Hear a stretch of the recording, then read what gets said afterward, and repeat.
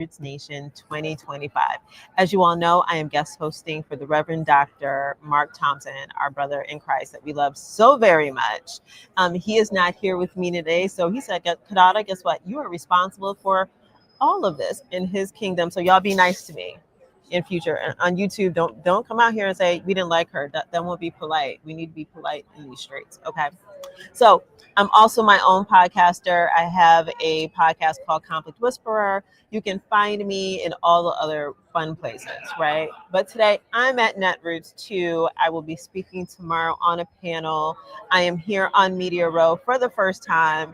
And guess what, y'all? I live in the political world too.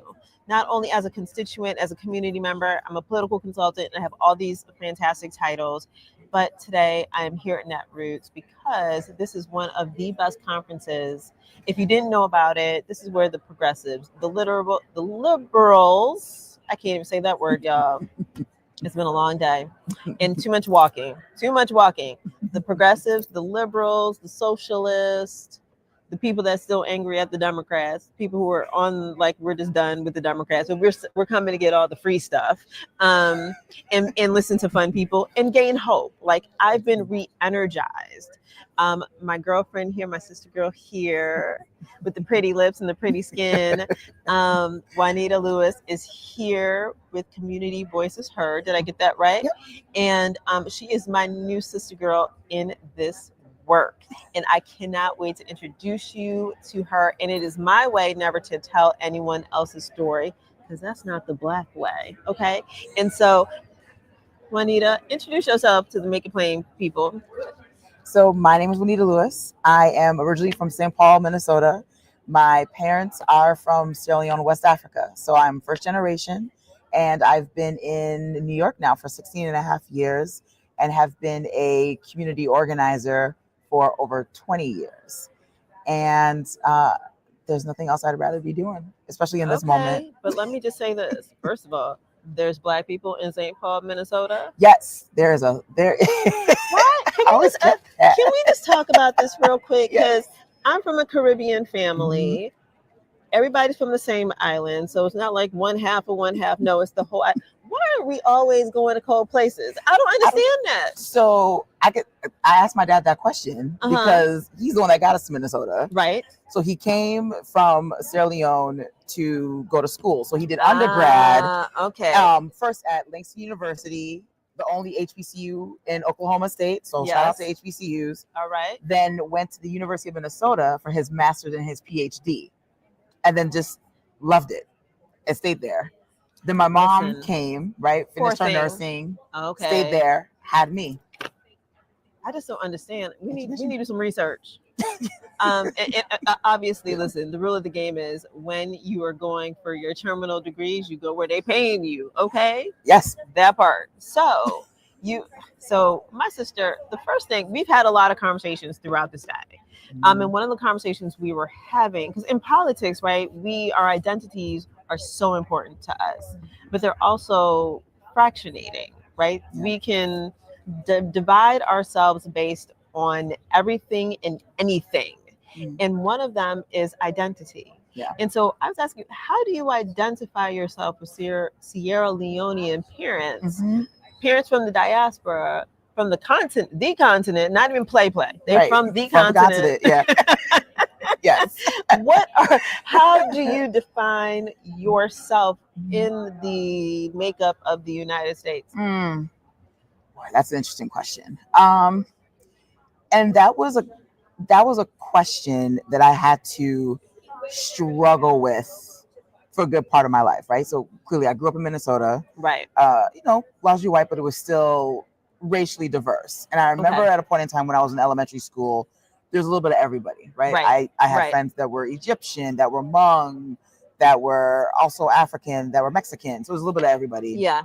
And then it wasn't until I got to like junior high and high school that I started to see the divide, right? All the Black kids were together. Yes. All the Latino kids were here, all that. And then there was another separation of the Black kids who were in college prep or advanced placement classes. Yes. Okay. I know that life. Yep. So the number started to dwindle. Right.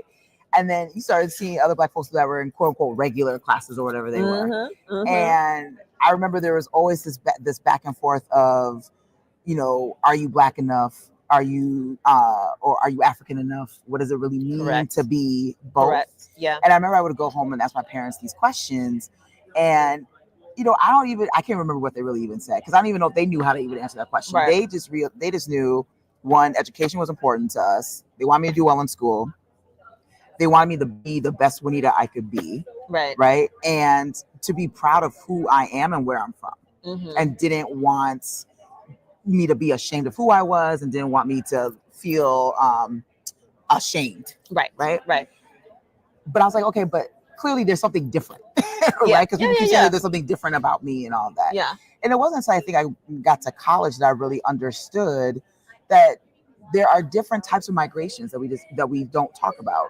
Like we hear a lot of the stories around the migration of from the South going north. Correct. But we don't hear enough about the migration of Black immigration from the Caribbean islands, from Africa to the States, right? And what that looked like from the 30s, the 40s, the 50s, the 60s. How Kwame Nkrumah came to an HBCU, right? Learned stuff and said, you know what? I'm going to take this back to Ghana. That's right. And we're going to do some stuff. That's right. And then you see a whole, independence movement. But who claims him though?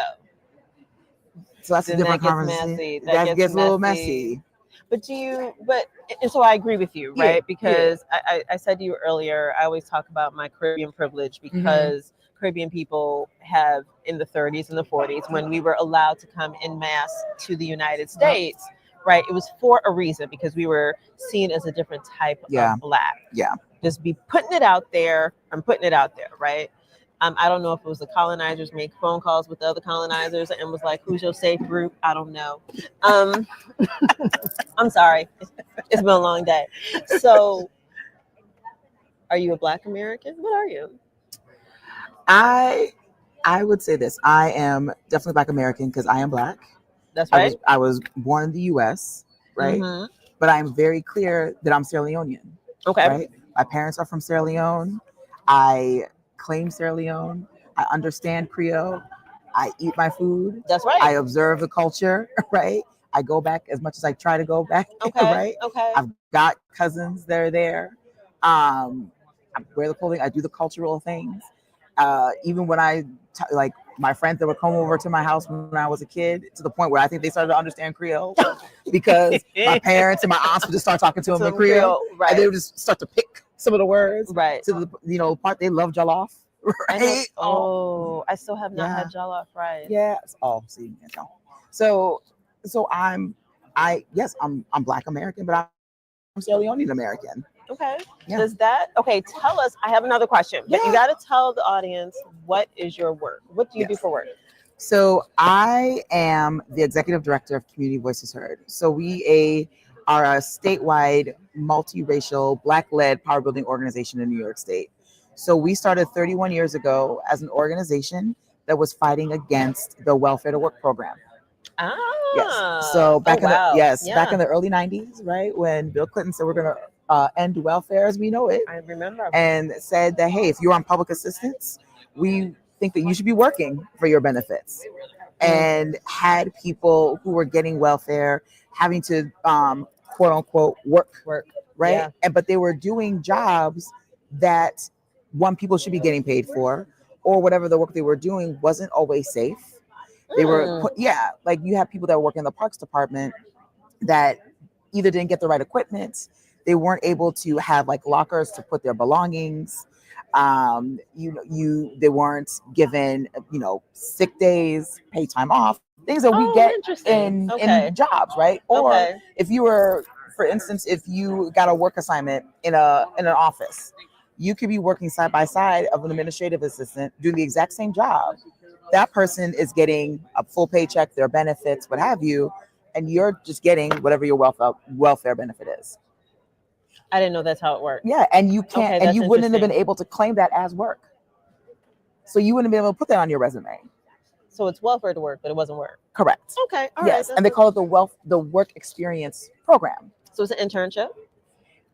That's what they would say, but it's really not, because some places might let you put it as an internship, some places might not. Okay, which we all know internships get to be put on resumes. Exactly. Right. Okay. And if you needed, you had to, if you're getting your benefits, because what we're seeing now with the big ugly bill is that they're going to have people do the big ugly bill. They're going to have people do work requirements. Work requirements, yeah. So we're going back to some of that. And so when CBH started back in '94, like the whole point of the organization was to say, we don't think it's right that people have to do this, that people should be able to work in dignity and get paid for the work that they're doing. Right. And then if you need assistance, you should be able to get assistance, because you have a right to that, right? Without being penalized.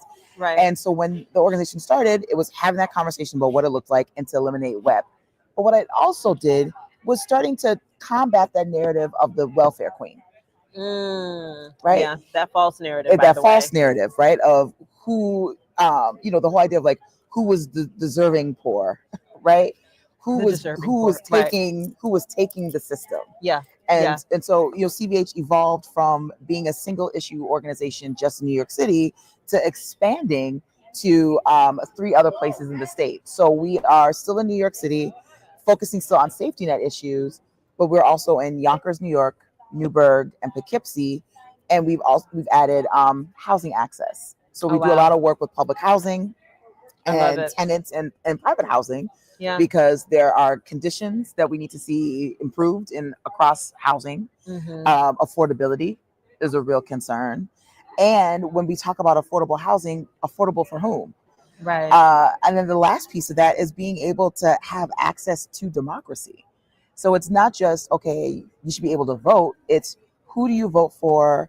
Is it, am I even, are the barriers for me to vote removed in terms of time, the energy, the resources, understanding the process, right? So people can be a part of a democracy as long as we have it. So, 16 years in one place. 16 years. So I started out as the Yonkers organizer. So I moved from Minnesota because originally I was doing a lot of electoral work back in my home state. Okay. And so left there in 2009. Moved to Yonkers, the Yonkers organizer, did a lot of work there, and then grew within the organizing shop to lead our work in Westchester, then ultimately the Hudson Valley director. And then 4 years ago became the executive director. So now I get to run the whole organization, where I get to, decide and vision and dream what's the strategic direction that we're going in. Like, what's the big fight that we're going to be taking on, and how are the voices of low-income folks of color, working class folks in New York State, going to respond to this moment? Okay, so sis, you're not tired. So you're not tired. I mean, really, truly, I'm really tired. I realize that, how there are people that are like this, oh, I have a job.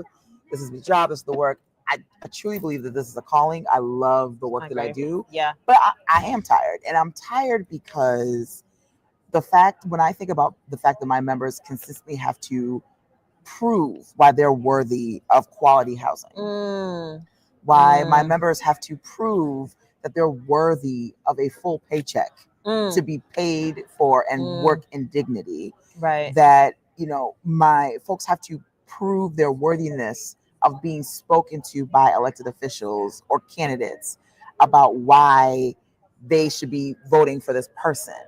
Like that's all consuming, and it's tiresome. Yeah. Right. And so but what keeps me going are those members, right? That come up with amazing actions that we want to do, right?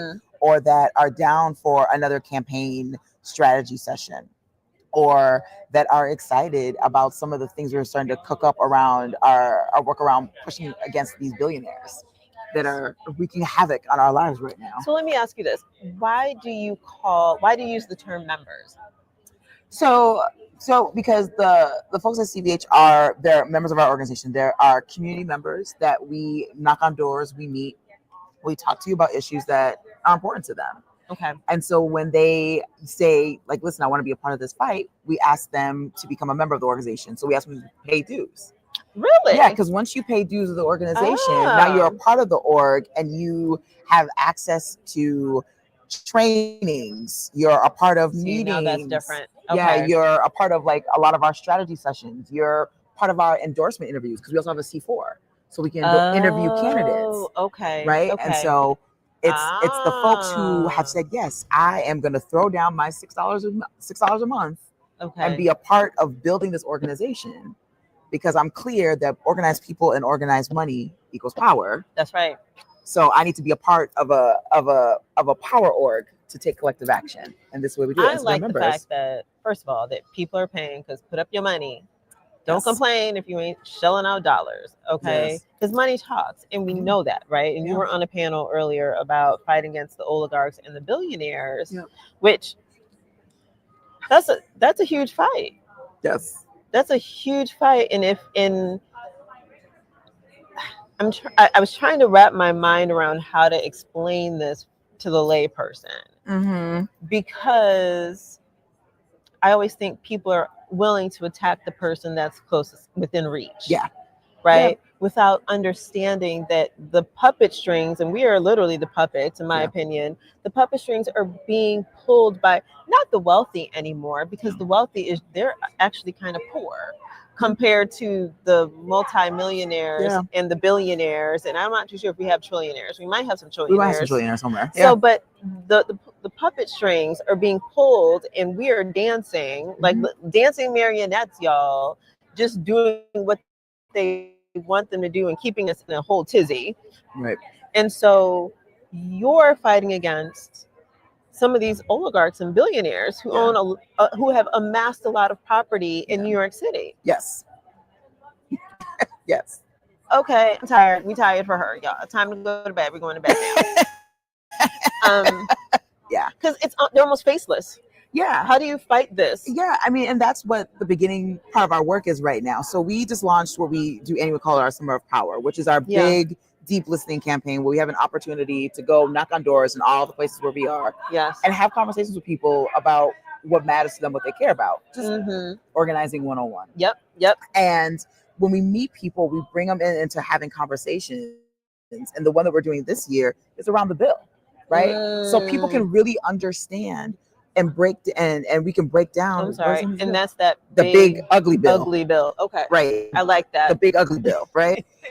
and so people can understand, okay, so when they say they're cutting SNAP benefits, is that 2 years from now, whatever? No, it's happening now. Right? Yep. And here's the impact in New York.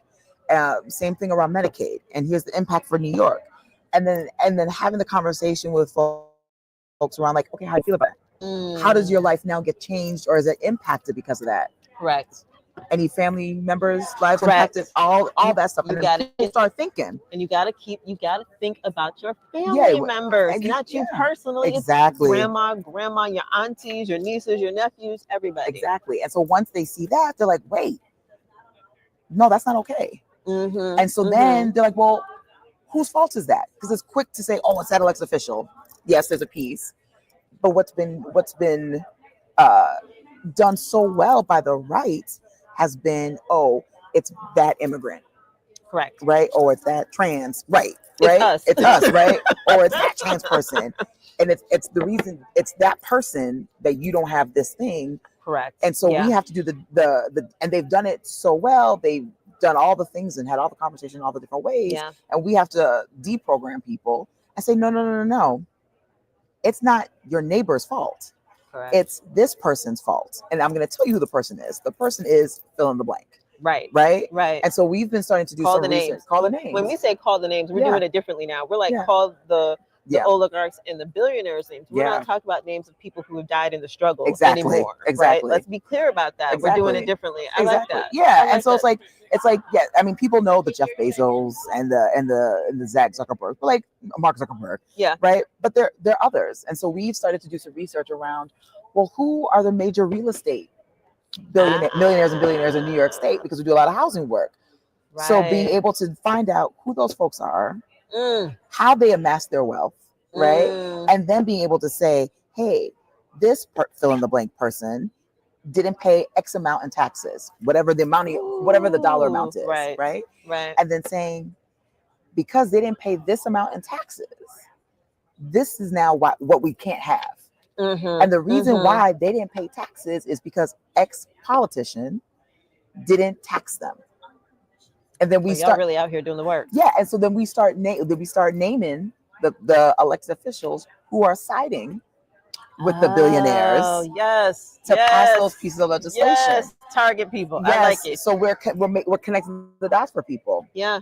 So it's not just, oh, all this thing is happening at the national level. No, let me tell you how the national is impacting you locally. That's right. Right. And so part of our Smart Power School, we have these conversations and we bring people in and we start doing the political education and then doing the stuff where we start behind the direct actions. Like, I'm so excited for this part because this is where we are not only like naming the names and we're putting the dollar amounts to stuff. This is where members get to become creative around, ooh, what's the direct action we're going to do? I love it. Right? Yeah. Like, for instance, if you're going to target my housing, well, maybe we should just visit your house. Oh. We're just going to put your tent here. Oh. Because you want to take away my housing. Maybe. Right. So, whatever that looks like. But being able to build up to that. Right. Yeah. And so doing the education, doing the conversations, being able to collect the stories like we were talking about on the other panel, like being able to demonstrate the harm that's being caused by these billionaires and these oligarchs out here, right? Because there are a lot of people who don't realize the kind of harm that is about to be caused or that is being caused by them, right? So let's put some names to those faces. I know people who, outside of the housing, right? But I know single mothers who have lost their child care grants within moments. Yep. Just the pen signature, just to say, we're just going to do this and it's gone. Right. We know that there's people out here who are losing food stamps. Yes. You're going from $300-$400 a month to $50. What is that doing for people? Yeah. And I was talking to Adam Green, who's also on the panel with you. It's interesting how this idea of it's interesting why it is we can't be communal in our thought processes. Yeah. We are taught to be very singular in the United States. Community is not a thing. Right. But we got to fight to get that community together because, you mentioned like, okay, stop blaming so-and-so because guess what? So-and-so is losing just as much as you are. Yeah. Yeah. Yeah. But we're not taught to see the commonalities with people. Yeah. And the people who are happy that we are not seeing those commonalities are the ones who are benefiting from that. And so, I believe that my job as an organizer, our jobs as organizers, is to call that out and to bring people along to understand that so they can go out and build relationships with their neighbors and so on and so on and so on to push back against that. So who is, because I asked Adam Green this, and I've got to say this in a way that we got to be politically safe. Yes. So who are you targeting in terms of doing high research and saying, let's have direct action moments? So we talk a lot about the real estate lobby in New York, REBNY, the Real Estate Board of New York. Okay. That's broad. Yes, that's broad. Yeah, right? That's real broad. Yeah. But there's a president, right? There are board of directors.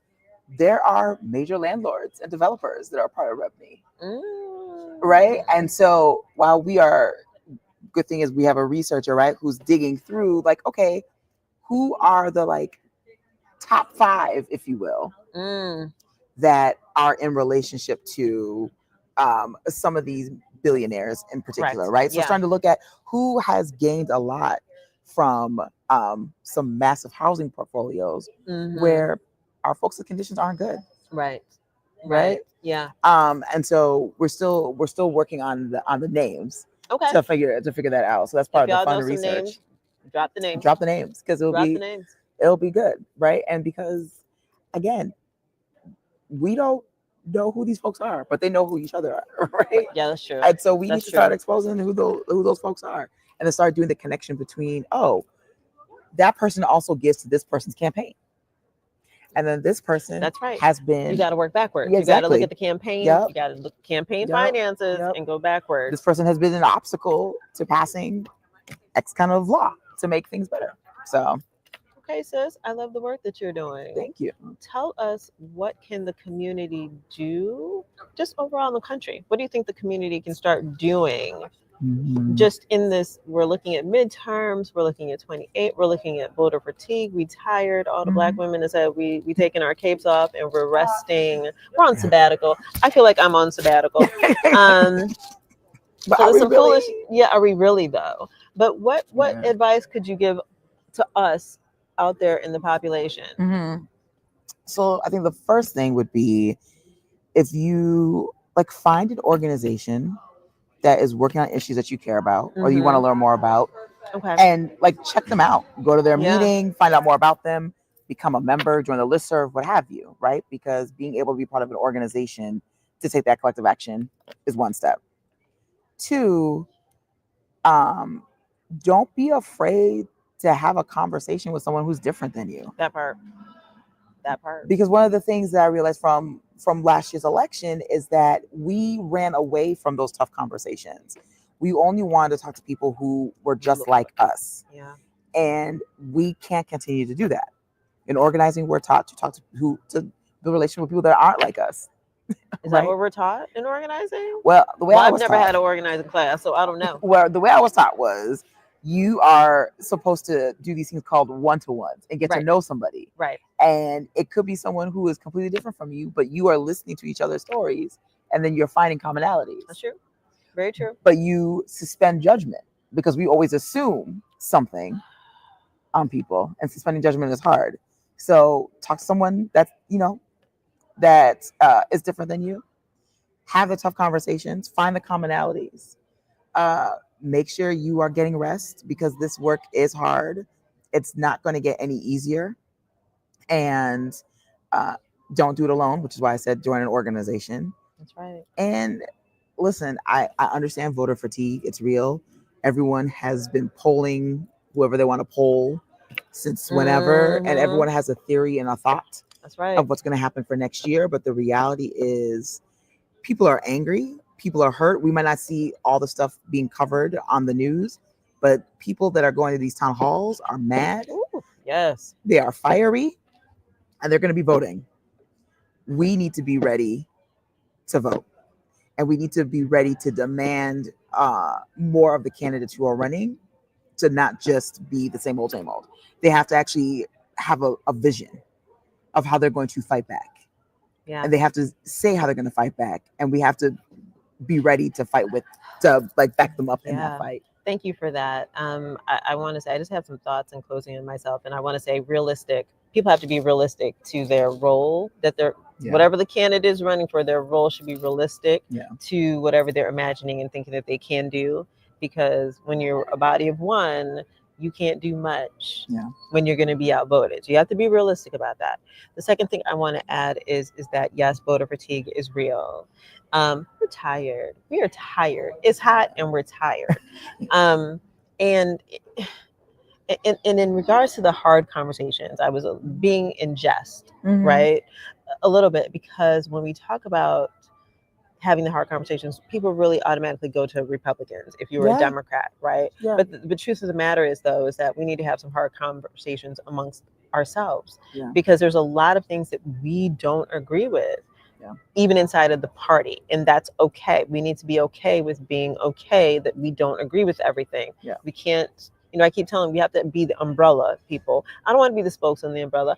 All the issues fall under the umbrella. We need to be the umbrella. That means we need to come together, create that framework, and execute. Let's do our jobs, what we're supposed to do. And then I did not see that, but I'm getting text messages, y'all, but it's all right. The person that's supposed to be here texted me. All right. Mark, Reverend Mark, where are you, Reverend Mark? But thank you, my dear sister. Thank you. We are going to join the crew. Oh, I do have a question quickly. Do y'all canvas in the winter? Yes. We do canvas in the winter. Oh, no. So just as a parting word, so definitely check us out at cvhaction.org. So www.cvhaction.org. Yes, we do canvas in the winter, the summer, the spring, and the fall. We do outdoors, indoors, community events, because that's where our people are. So we're always there. So check us out at cvhaction.org. Bye, y'all. Make it plain. Bye. Oh, I don't need the studio.